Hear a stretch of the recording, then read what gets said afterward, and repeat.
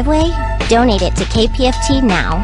Just call 1-855-573-8227 or visit kpft.org to donate your old vehicle to support KPFT. Your contribution is appreciated. This is 90.1 KPFT Houston.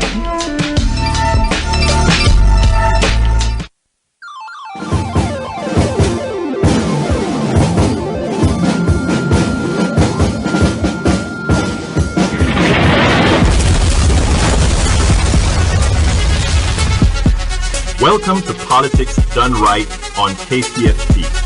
I am your host, Egberto Williams. This is the progressive program that will take the mystery out of politics.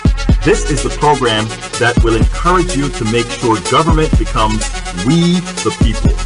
Whether you are liberal, conservative, or otherwise, you get to air your point of view.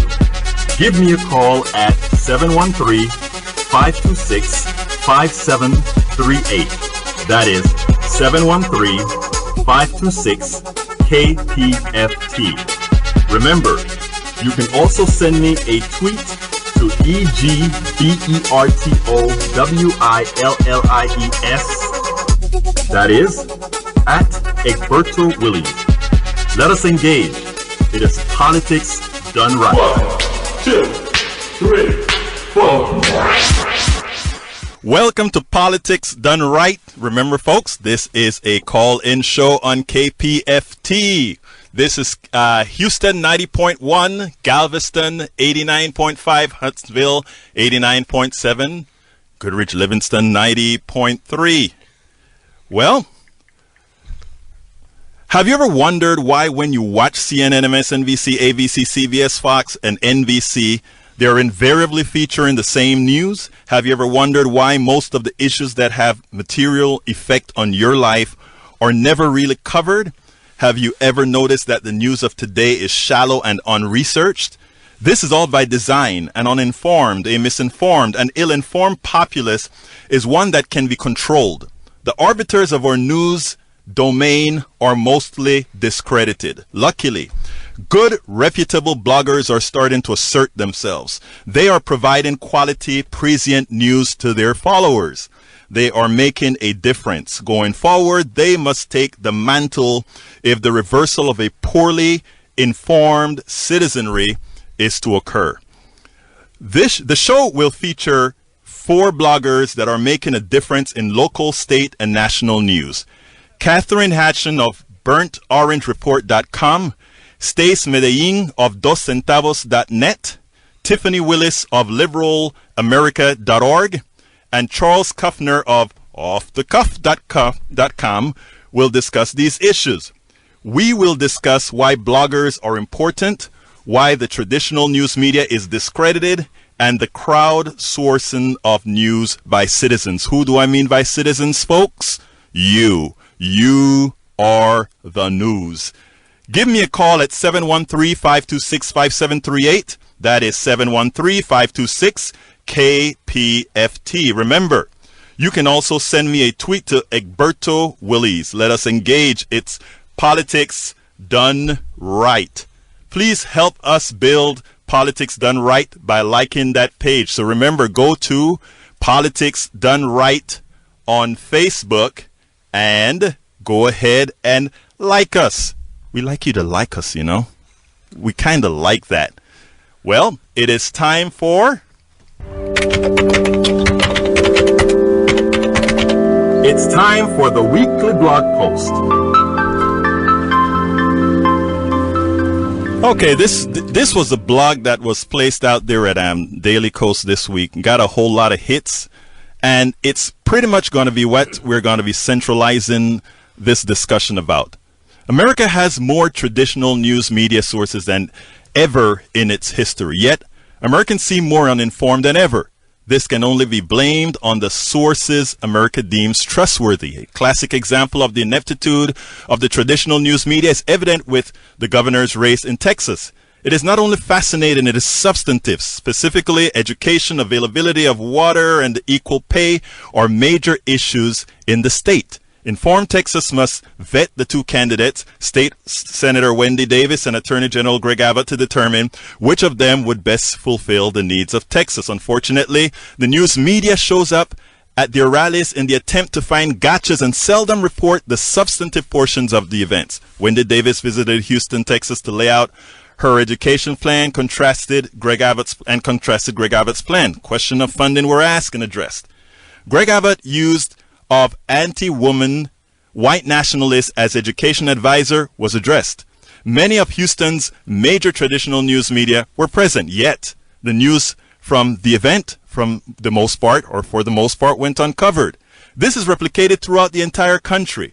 The outcome is an uninformed populace and a corrupt politics. The outcome is dangerous. It opens the door for the support of detrimental local, national, and international policies. In a world with north of 7 billion people in 195 countries, why is it that the traditional news media tend to have the same stories and the same take on them? Why no stories on most countries the United States actively engages with?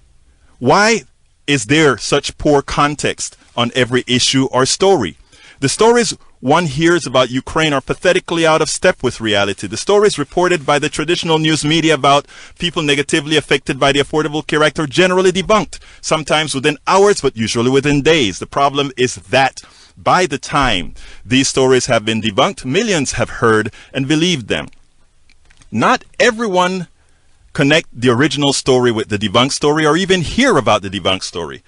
Who is doing all this debunking? Many times the debunking is done by informed bloggers who feel a patriotic responsibility to inform.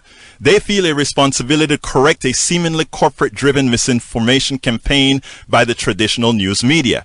Chuck Todd is appropriately one of the poster boys of a delegitimized traditional news media. In an interview with Thomas Mann and Norman Ornstein, he worried there's a concerted campaign by activists who actually are trying to delegitimize the press.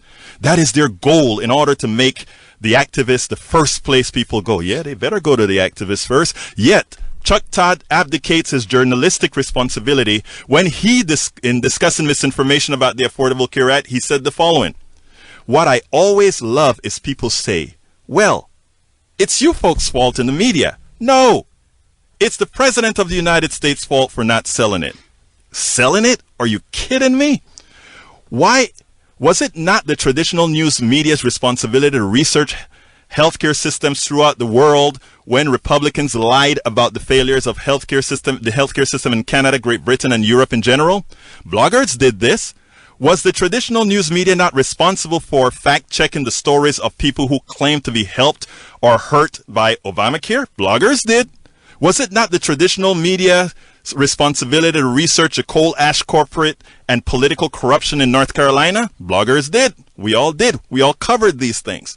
If one is tasked or self-tasked to be the entity informing citizens, one has the responsibility to do it truthfully with all the nuances it entails. One cannot be the medium used by politicians and or the corporatocracy to indoctrinate. That is what the traditional news media have become. Reputable bloggers now have the responsibility to fact check not only the politicians and corporations, but the traditional news media and false bloggers on the take. In that light, the traditional news media is but a burden. News of the future must be crowd-sourced. No longer must Americans allow the few to be the arbiters of news or reality. They are. Bloggers have asserted their worth. It is time that America is made aware as well. Well, folks, welcome, Senor Stace Medellin, Charles Kuffner, and I think I have the two bloggers here in Texas as well, Tiffany and Katherine. How are you guys doing today? Let's go ahead and start with Katherine. How you doing today, Katherine? I'm doing good. Great. Now, Katherine, why don't you tell me a little bit about yourself, how you got into blogging, and what it is that you're doing. And by the way, I think we lost Tiffany. Tiffany, why don't you go ahead and call back in for me? Somehow you know how the fingers go every now and then. But come on in, Katherine. Tell me a little bit about what you're doing. Sure. Well, I'm the editor and publisher of Burnt Orange Report. It's a political blog here in Texas. We're about to celebrate our 11th anniversary here, and Burnt Orange Report has always been focused on providing a democratic perspective, progressive democratic perspective on the news in Texas, and some national stories with strong importance here. And to your point about the importance of the blogosphere, just in the past few years, BOR, as we call it, has been able to break a number of local stories and push them into the news media.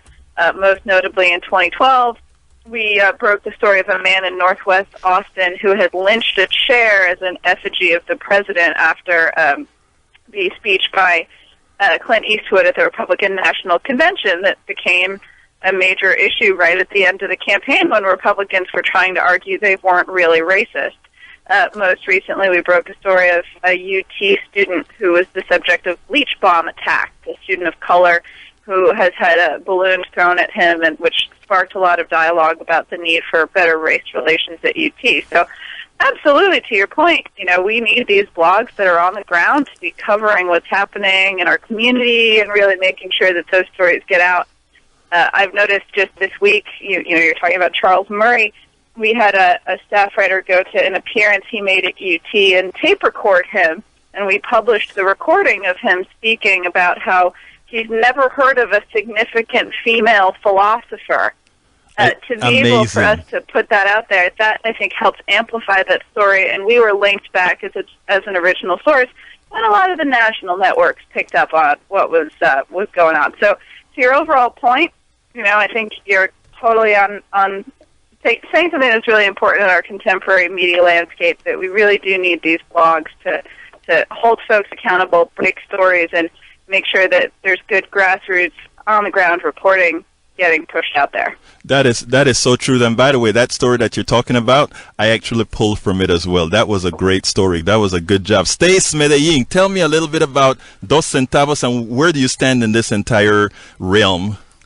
Well, Dos Centavos has been around since, about 9 years now, and it's actually celebrating 9 years this month. And basically what I blame Charles Kuffner for pulling me into the blogosphere. We went to a meeting one time that the local Democratic Party had, and I didn't know what blogging was at all. And they told me what it was. I'm like, well, I think I can do this too, So since then, I've been talking local, statewide politics, and with a Latino bent to it, to really inform the Latino community, the Hispanic community statewide, and a lot of my posts have gone national. So it's been fun, and I agree with you. We do need an alternative media source. Like Katherine was stating, she'll go to events. I went to one of Leticia Van de Pute's events where she spoke to college students, and I think that's a very important message that needs to get out there, whatever her message may be. So I was able to videotape it and put it out there on YouTube, and again, it's gotten some good hits. It's gotten a lot of people who shared it on Facebook. So yeah. Katherine, could you turn the radio down? I think it's sort of feeding back on us. Now, I love something that you just said, Stace, when you said, I thought, well, I can do that too. That is what with programs like this, that is what I'm trying to get across to people. All of us here that are doing that are blogging and all of that, everybody can be a blogger. Everybody can crowdsource the news, because where there are 10, 20, 30, 40 people, it's better than having just a Walter Cronkite. Yes, and you can get a lot more than just 2 minutes or whatever 45 seconds that a news source might give you on TV. Absolutely. Absolutely, folks. Don't forget, this is also a call-in show, 713-526-5738. We have 4 of the best bloggers out here in Texas that are ready to talk to you now. Charles Kuffner of Off the Cuff. Talk to me. Well, I think in Stace's introduction, he was too polite to say, what he was really thinking was, well, God, if that yokel can do this, I can certainly do it. I've been doing this for 12 years. I think I'm the longest standing one out there, and my entry was similar in nature in that I had, come across blogs, in 2001. A lot of them sprung up after 9/11. And I happened to stumble across one written by a friend of mine, and I'd been looking for an outlet to write for a long time, and that's what I settled on. I am different from some of the folks that you're talking to in that I generally don't get the opportunity to go out and break news. I do things during campaigns like interview candidates, which, and I will talk to candidates that generally don't get a whole lot of coverage during an election cycle. I mean, candidates for city council and school board and other things that are really important to vote for, and people are often uninformed about them. I've lost count of the number of people who've told me that they go to my site to figure out who they need to vote for in a given election. But I see myself as more someone who comes in afterwards and tries to make sense of what has happened.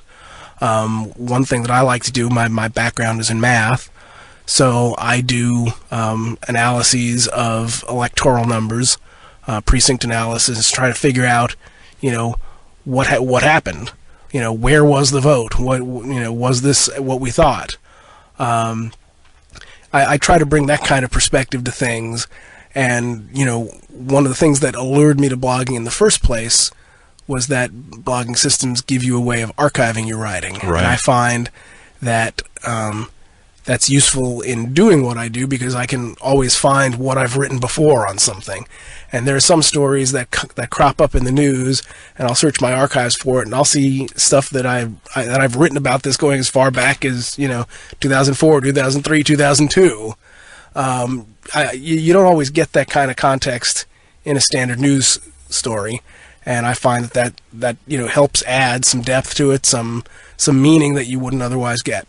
No, actually, you said something that is very important. You said, "Well, I don't go out like Katherine and break stories," because a lot of bloggers, they're blogging, but they have other jobs. They're doing other things. Their main source of income is not just blogging.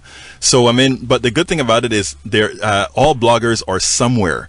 And not only all bloggers are somewhere, but they also read, and they also can use, as in your case, your mathematical skills to actually interpret polls. I've actually gone to your site, and in fact, when you did some analysis the other day, I think it was on when the person that's running for Senate against the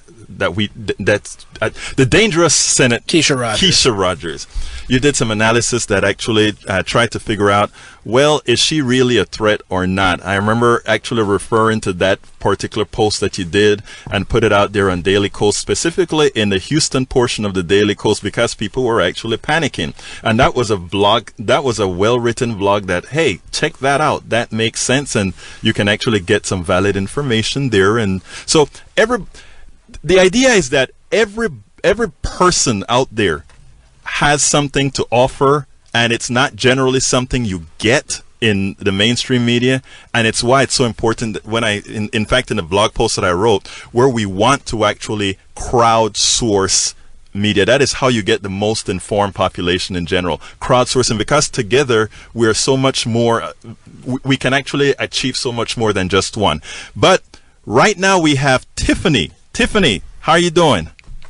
I'm here. Thank you for welcoming me. Great. Tell me, first of all, before I welcome you, I want to tell you that I've been watching both your page and your site explode as one of the most traveled liberal sites on the internet today. I mean, it is amazing what you've done in the short amount of time that you've done. So what I'd like you to do, Tiffany, is first tell the listeners what you do, and after you've told them that, kind of tell them how, with the kind of work that you did, you were able to accomplish what you did. Okay. I started Liberal America in April 2013, so only a year ago. And the reason I started the site was so that I could write about what I wanted to write about, to be honest. I felt sort of reined in at some of the other outlets I was writing for, so I said I can do what I'm doing here and create my own site. Another goal that I had, after doing it by myself for a couple of weeks, I brought in some other people, and you were one of them, actually, Egberto, and you're so awesome for helping us with that. But I wanted to congregate the best liberal minds, the best on-the-ground liberal freelance writers in the country in one place. so that we could do what all of you have talked about doing, which is make a difference at the grassroots level, educate people, inform people of things that are going on that could be of interest to them. I have about 50 writers right now on staff. They don't all write every day. Some write once a month. Some write every week. A few do write every day. But we really are committed to making a difference like that at the grassroots level. Now, when you started this, I remember I think you had just left this particular site, no name necessary, and moved on to this site. How difficult was it? Because what I want to partially do with this show is to notice I mentioned a lot about crowdsourcing news. I want people out there to feel empowered to go ahead, and even if they're going to start at a Daily Kos, if they're going to start at Stace, give me another aggregating blog site. Anyone? Burnt Orange Report. Burnt Orange Report. Catherine, Burnt Orange Report. We're sending bloggers your way. You know, it is something that can be done quite easily. So, I mean, actually, after I'm done with you, because your form of blogging is a bit different than Catherine. So, why don't you explain how you get people to tell you stories and put stories of importance on your site? Well, my approach is a little different than most bloggers' approach is. I was gainfully employed. I had an income source. I was able to invest pretty heavily into the site. So I created the best site that I'm the only tech person, so I haven't hired a tech person yet. So I created the best site that I could create with my skills and my money. Bought the best server space I could afford. And again, brought on writers. We do pay our writers. Our only revenue is ad revenue, so we don't have a ton of money, but it's very rewarding to put a little money into the pockets of liberal writers. Very rewarding. And I invested in some Facebook advertising. I promoted a lot of posts, and that's sort of the quote unquote secret of our rapid success is that I had actually a little money to invest. Mm-hmm. Not a lot. I am a single mom. But I was able to make some sort of investment. That helped a lot. But you can do what I've done without financial investment. Partner with people like me. Partner with people like the other folks on the call who have an audience. And they'll help get your message out. I have, so many people who we share their work every day, other sites, other blogs. And I think that's important. I want to get those voices out there. One example is that back in February 2013, and I will share this on my Facebook page when we get off the call. Excellent. I read a blog post by a man named, I'm going to butcher his last name, Matt Eichelberger. He writes the Cottonmouth blog in Mississippi. And in February 2013, the Confederate flag was mistakenly raised over the Mississippi State House. I'm sorry, with the State Supreme Court building at 2 o'clock on a Friday afternoon. The story is real sketchy. A new flag was brought in to replace the old flag, and the man raising the flag apparently didn't realize he was raising the Confederate flag. So it was all sort of up in the air. But it coincided with some controversial legislation that was trying to be pushed to the Mississippi State House. So it was actually this blogger, Matt from Cottonmouth Blogspot, who drew everyone's attention to this. Otherwise, it may have passed unfazed, and he reported it on his blog with a photo he had taken. It was picked up by Maddow that night, Rachel Maddow. And that's sort of the power of the grassroots blogger. Does that answer your question? Oh, yeah. Actually, I'm glad to hear that. Now, Stace, have you ever I'm pretty sure that you've gotten into a position where you found those sort of stories as well that never really made it on air, right? Oh, definitely. I mean, and a lot of it, like you said, is crowdsourcing. There was one organization, presente.org, Mm-hmm. that really was one of the original organizations that started the boycott. What was the name of the CNN guy?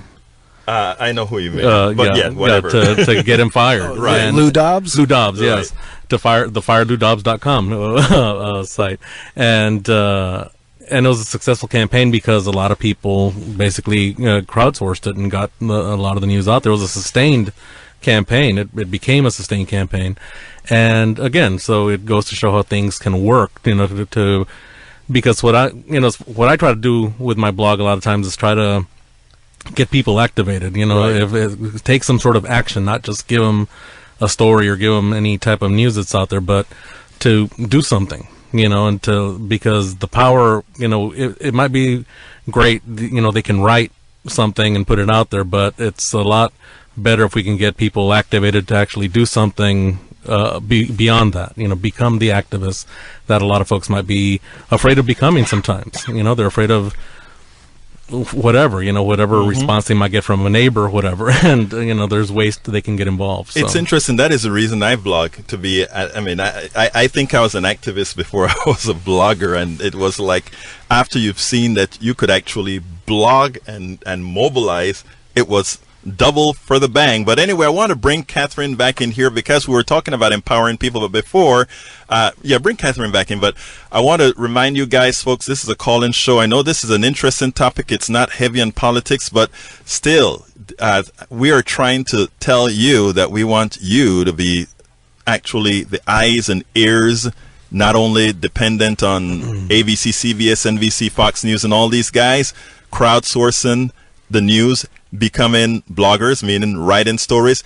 And the reason I have Katherine here on this particular part is that Katherine actually has a platform that makes it easy for many people to create their own stories on her site. So why don't you explain that concept, Katherine, and why and how people can actually use your site? Sure. Yeah, so Burnt Orange Report has the ability for anyone to register an account or username and post in the user diaries, and that's how we found some of our current staff. We currently have about 10 folks writing for us. In fact, that's how I got my start.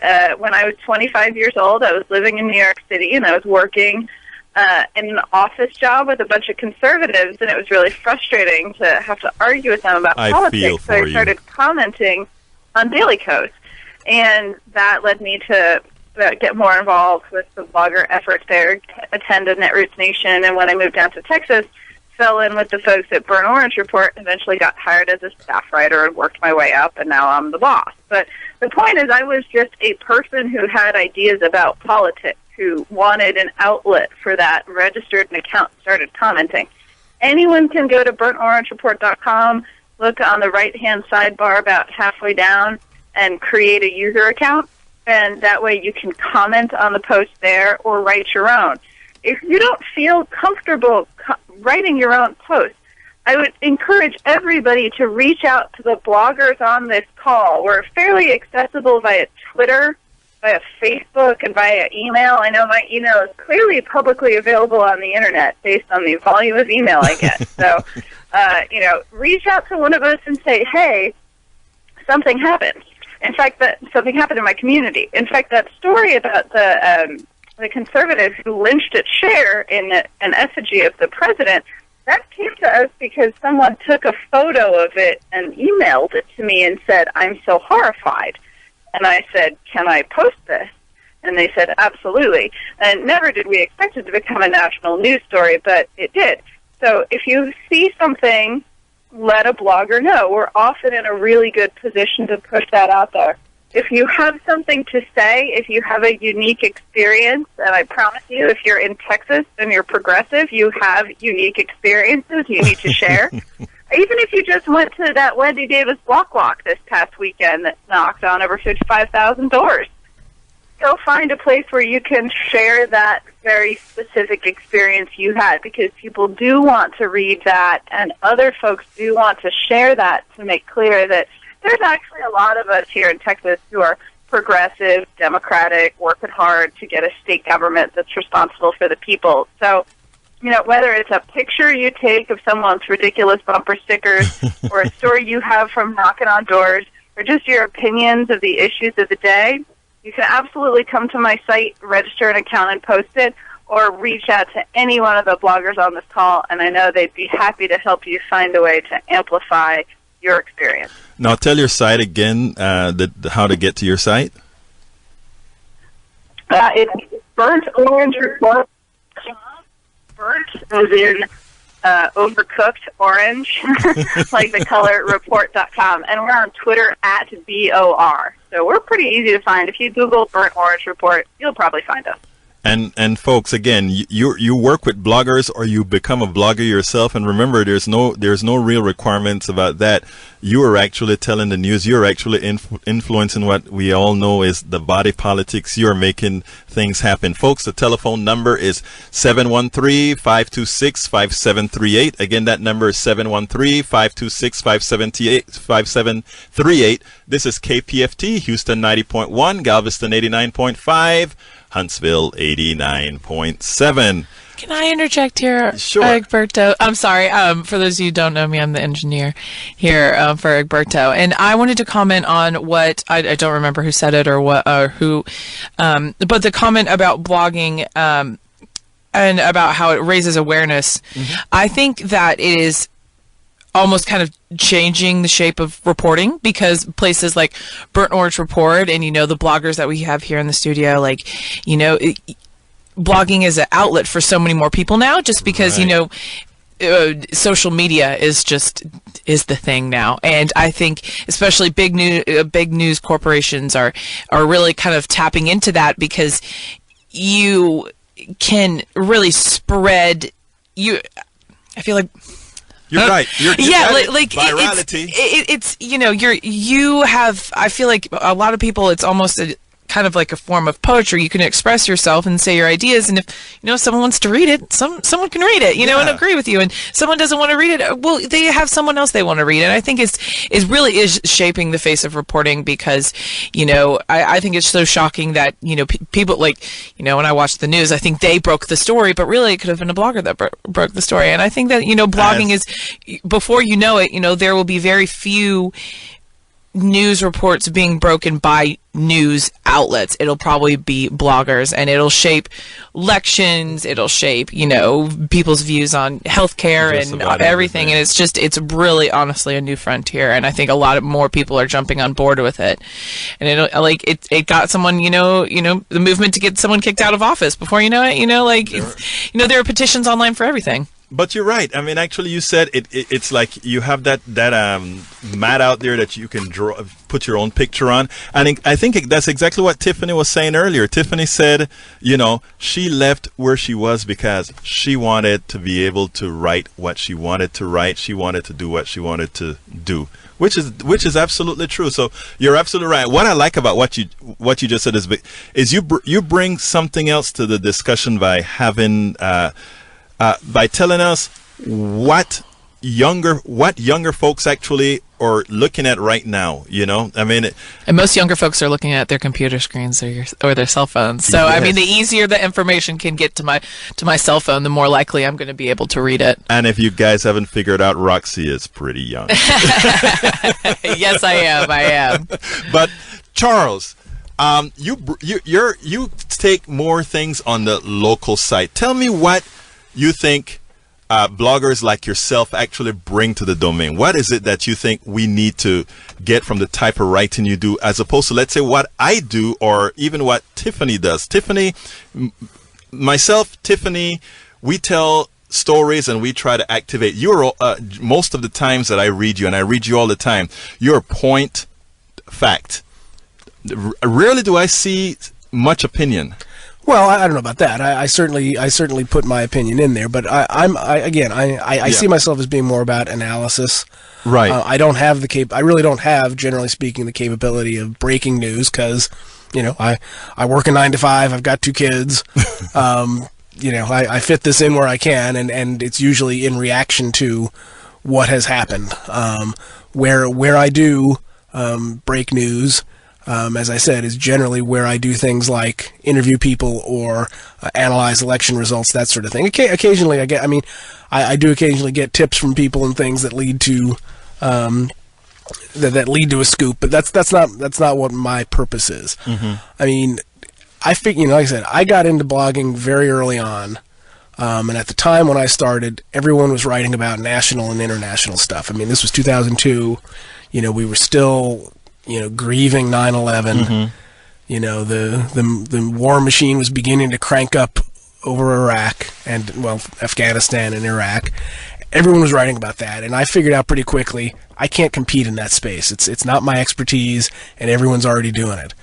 So I realized, there's nobody who's writing about stuff going on in my own backyard. Right.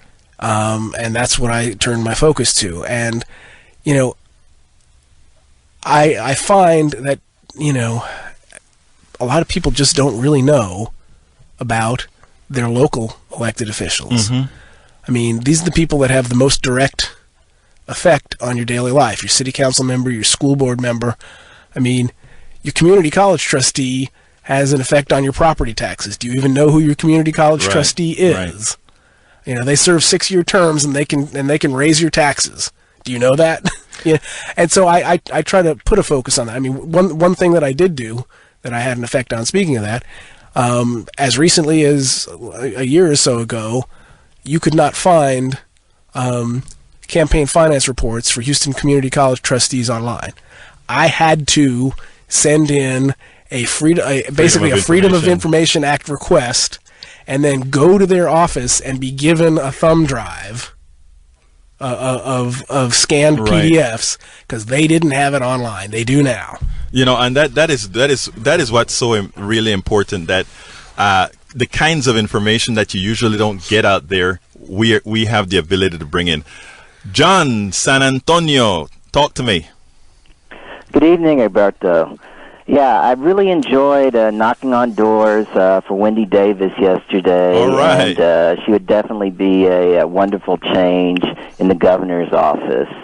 Now, Alberto knows I'm a huge fan of Daily Kos, and I've read Burnt Orange Report and Off the Cuff quite a bit. I haven't read the other 2 blogs before this weekend, but I checked out the other 2 blogs, and they're very good also. Daily Kos is the first site I go to in the morning, and is the site I spend the most time on any given day. Joe McCarter, Laura Clausen, Meteor Blades, and Marcus are some of my favorite writers on the web. But most of the stories they post are their takes of stories that have been published in the mainstream media. And I spend a couple hours a day reading political blogs, but I also spend hours reading articles from particular writers rather than, the New York Times, rather than going to the New York Times and reading every article that they print. Ezra Klein and Nate Silver are 2 examples of people that have a following that wherever they go, people will read them wherever they post. And I think that trend will continue.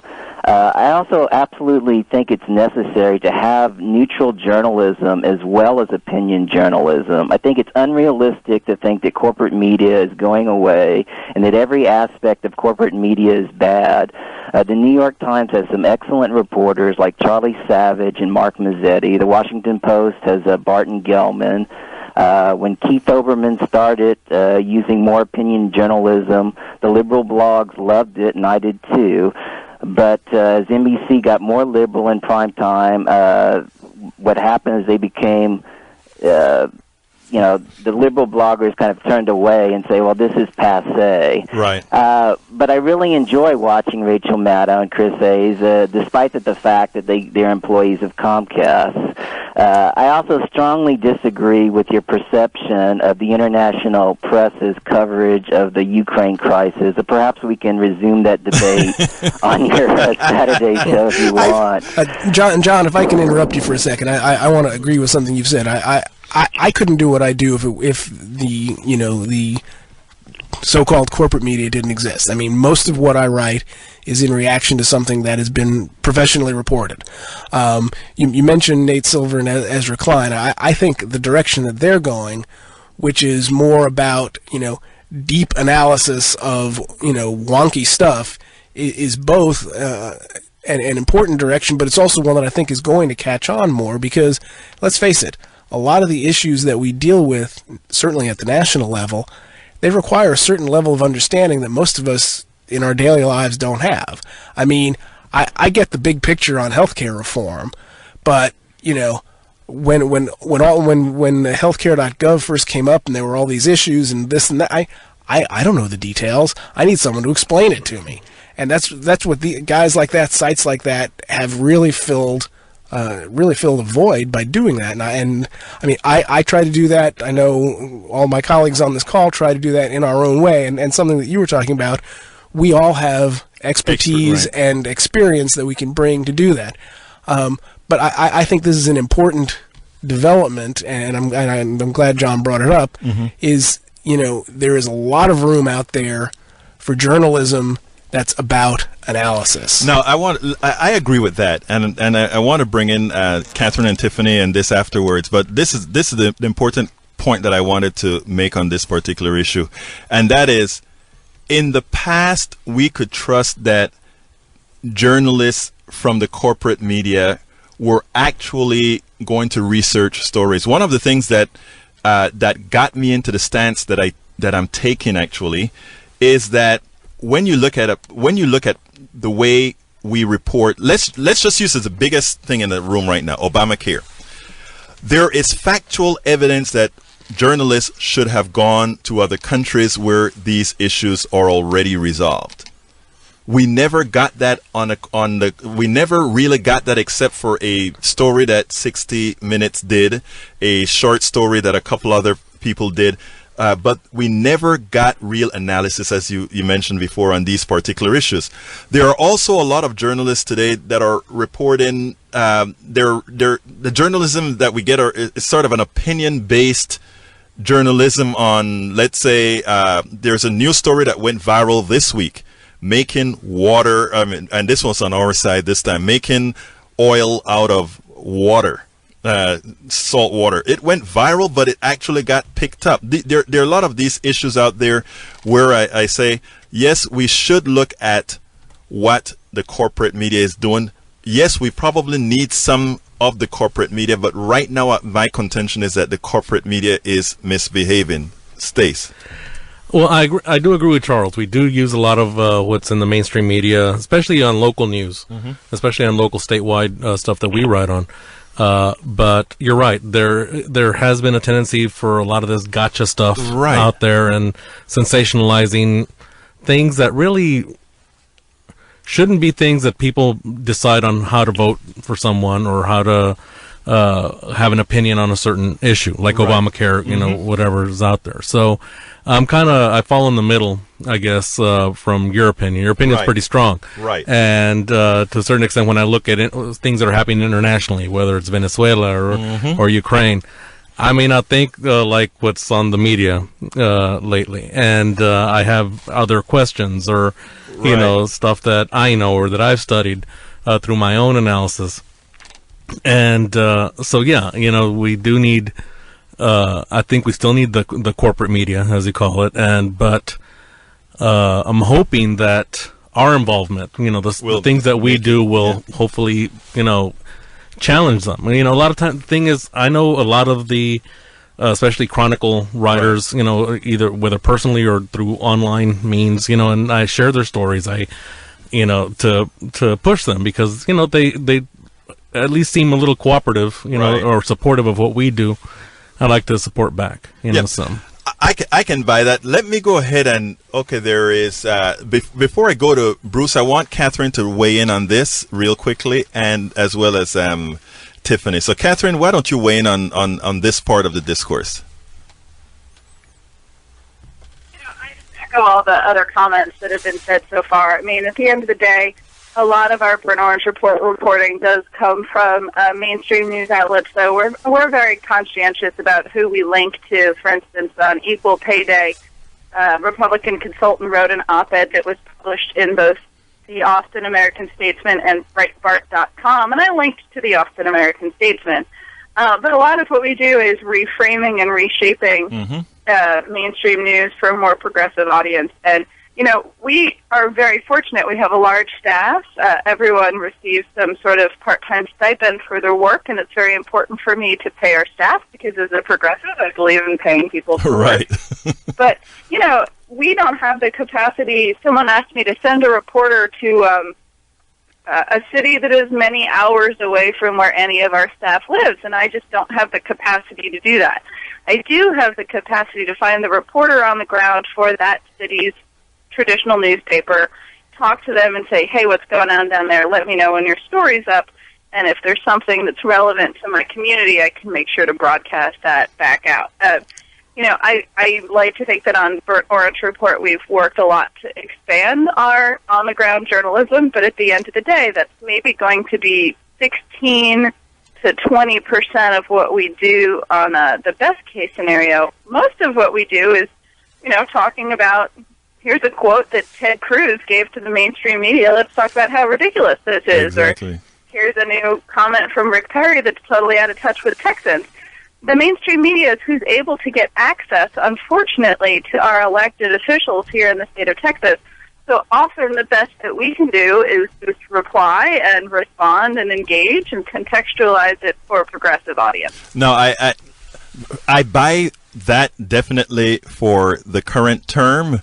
I think one of the things that I would be hoping for when I talk about crowdsourcing the media is that we don't filter everything through 5 outlets. You see what I'm saying? I don't want to filter things through 5 outlets where we get that form of a group think that that only Charles is right, only Medellin is right, but instead that we have opinions and forces that come all through. But Tiffany, I want to hear your take on this, and then I'm going to go to Bruce. Unlike the other folks on the call, we don't have reporters on the ground. However, I do have people all over the country. My writers live all over the country. We're in different time zones and it creates confusion at times. But every one of us reports on things that are happening locally. We get in touch with the people if we can and get a personal testimony. I had a man call me today with what I think is going to be a big story in Texas. I'm actually going to try to get with Katherine after the call or tomorrow and discuss it with her.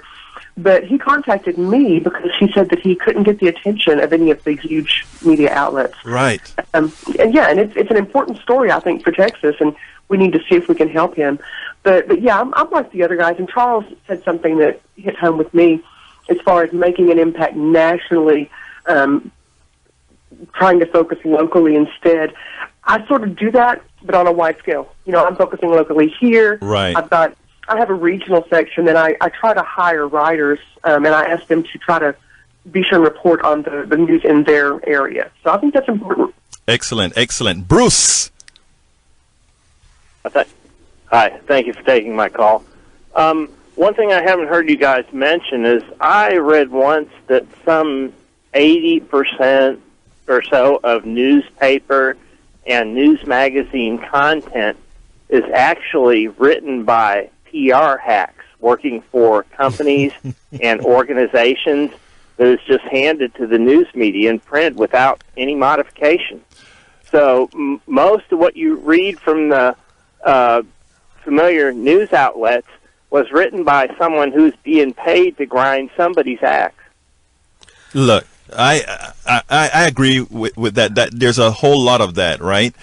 My whole contention, and when I really do a little bit of half deep thinking here, I don't know that there's really much of a disagreement. I think all we are looking for here is that whatever form it takes, that the populace gets informed. In other words, we want people informed with real information and not information that is driven by some one source to have folks behave a certain way or be indoctrinated. What you said about a lot of these things being written already, it's so hard to determine if what you're reading a whole lot of times is fact-based.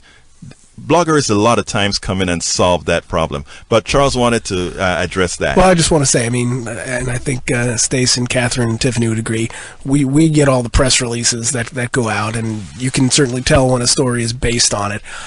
I don't think the percentage of content is that high for that. Certainly I certainly do see the occasional story that is based almost entirely on a press release that I've received. Usually it's just a quote. What you do see, though, like especially on places like the Houston Chronicle and San Antonio Express News, where they've got sort of this subscription site and a free site, what you see on the free site is a lot of stuff that is fairly indistinguishable from what you'd see on BuzzFeed, where they're just trying to bring they're just trying to bring in clicks, and it's about some lists of actresses who posed in Playboy, or lists of celebrities who died young, it's clickbait. Now there's a balance, however, with clickbait. I was a purist. I used to be a purist that believed you write straight news and you don't do anything other than writing straight news. And I must confess that there are times that I change a headline or whatever to go ahead and you may call it clickbait. And the reason I say that is sometimes if you can't get somebody inside the door, they can't read what you have to say. Well, I guess where I'm going with this is, I don't have any problem with it per se, and I'm certainly not above occasionally writing about that sort of thing. But my point is, you do need to distinguish on a news site between, that which is meat and vegetables and that which is candy. Right. You want to say something, Stace? Oh, okay. Yes, go ahead. Go ahead, Bruce. I was just going to say, well, maybe I'm wrong about the percentage, but if most of the news content you read is written by someone with an axe to grind, the bloggers may be the most objective and neutral people out there. Let me tell you something, Bruce. That is debatable. Personally, I'm a liberal, and that's a slant that I write everything from. However, I'm what I like to call an honest liberal. In other words, I'm going to make sure that everything that I write is fact based. That said, I think I may differ with a whole lot of folks in thinking how serious the news writing is today.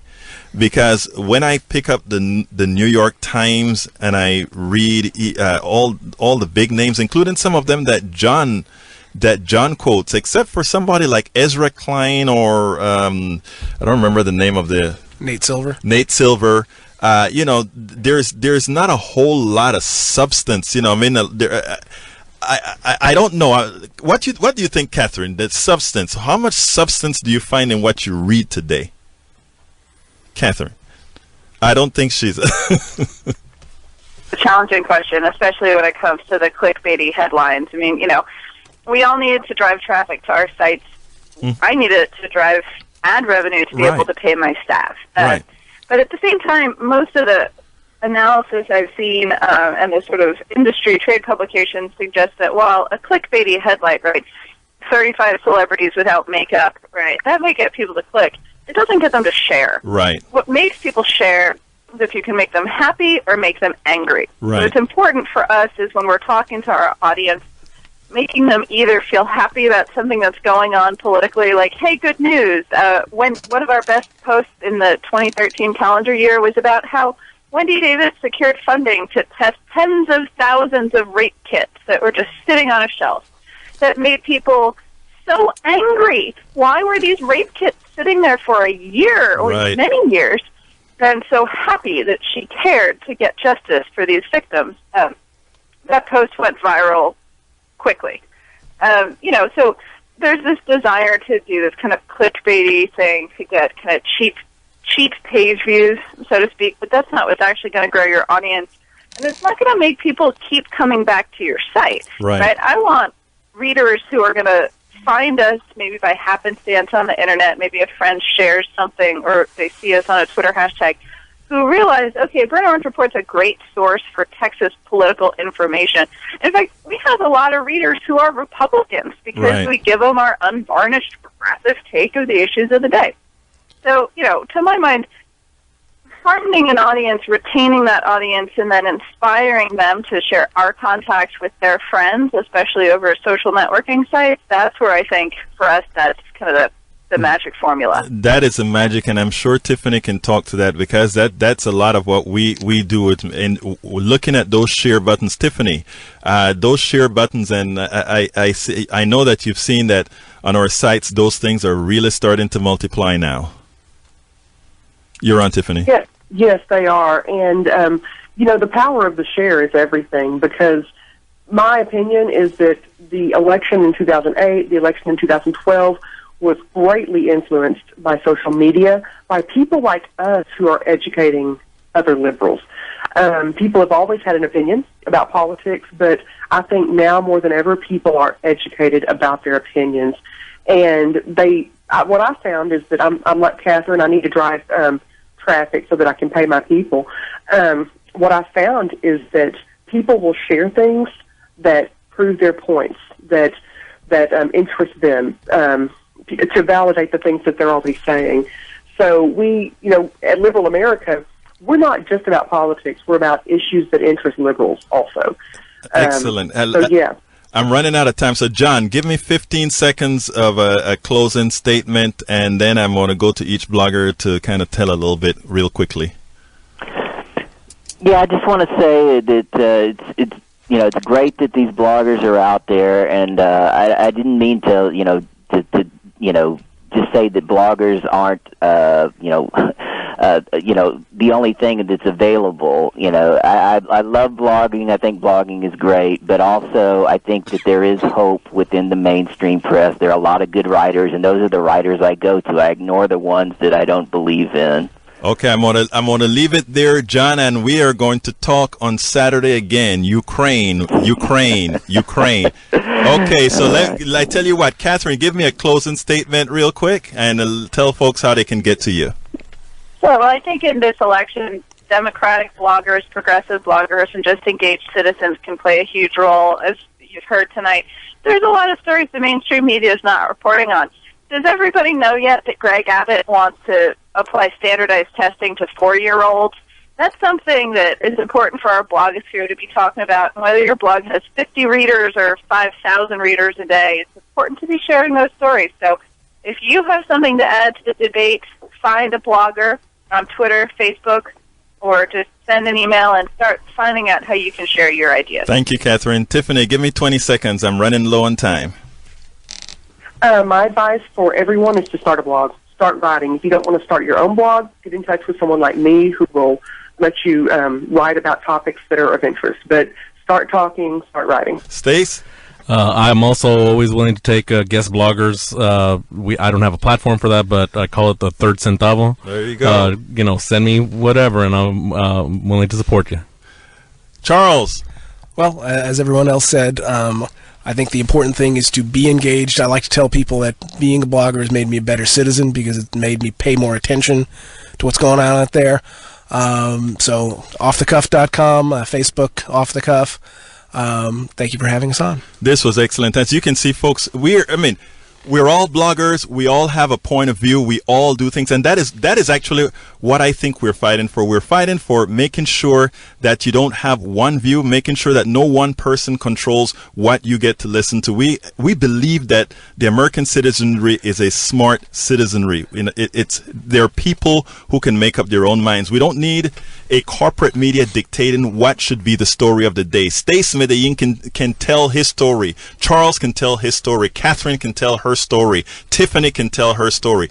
I can tell my story. And that is what it's all about. The idea is, yes, guys, we do need some sort of a big media, but no, guys, what we want is to ensure that media belongs to all of us.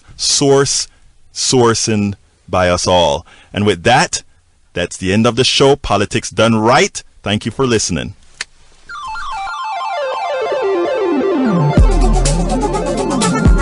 Thank you very much for listening to Politics Done Right. I am your host, Egberto Williams. You can personally reach me by sending an email to egberto@politicsdoneright.com. Remember, Egberto is spelled E-G-B-E-R-T-O. Change starts with you. 90.1 KPFT gives you information not tainted by corporate interest. Please visit kpft.org and contribute. Let's ensure continued access to real information and news remain available to all. Again, thank you very much for listening to Politics Done Right. It's the 420 Drug War News. 420. Houston Normal is celebrating 25 years of exposing reefer madness at this year's 420 Fest. 420 Fest will be on April 19th at Vara Sports Bar. Dean Becker from the Cultural Baggage Show will MC the event with speakers like attorney and author Clay Conrad, Mike Allen from End Mass Incarceration, Jerry Epstein from DPFT, Professor Buford Terrell, V. Patel from Houston Indie Media, candidates, and lots more. We'll have musical entertainment from Gio Chamba, Bourbon and Schwartz, Deconstruction Crew, The Black 13, Bag of Tricks, Metaloid Texas, Blow Team Entertainment, and Texas Heat. We'll also have a raffle, photo booth, barbecue, flow artists, and lots of other goodies. Once again, the 420 Fest will be at Vara Sports Bar, which is located at 2726